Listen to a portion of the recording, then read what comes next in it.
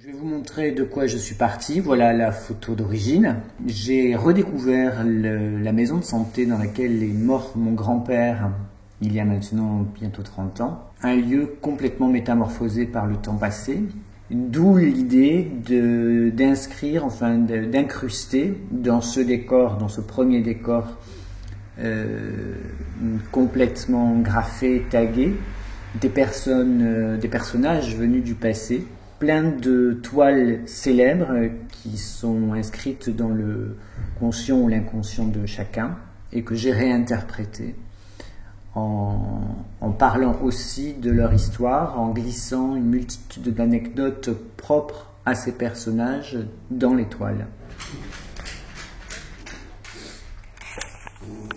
Donc, tout est parti du personnage principal Napoléon.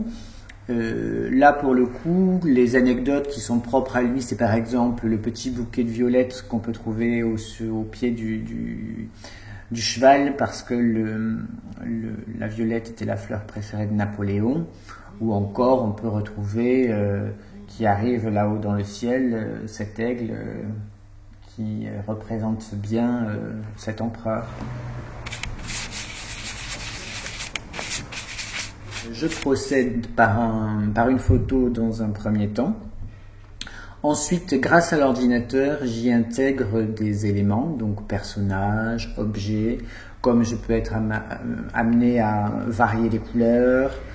Une fois donc que je prépare le visuel et que j'estime qu'il est terminé sur l'ordinateur, j'ai donc un fichier numérique que j'envoie dans un laboratoire pour pouvoir le faire directement imprimer sur toile.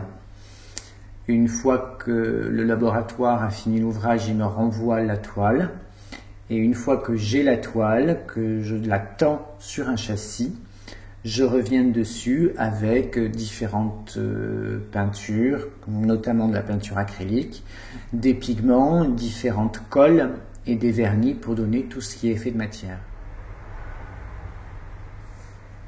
Donc des colles qui, en séchant, deviennent plus ou moins transparentes, opaques, gonflent, enfin craquellent. Donc tout un jeu de matière qu'on peut retrouver maintenant sur mes toiles. Je m'appelle Guillaume Ortega, je suis artiste peintre.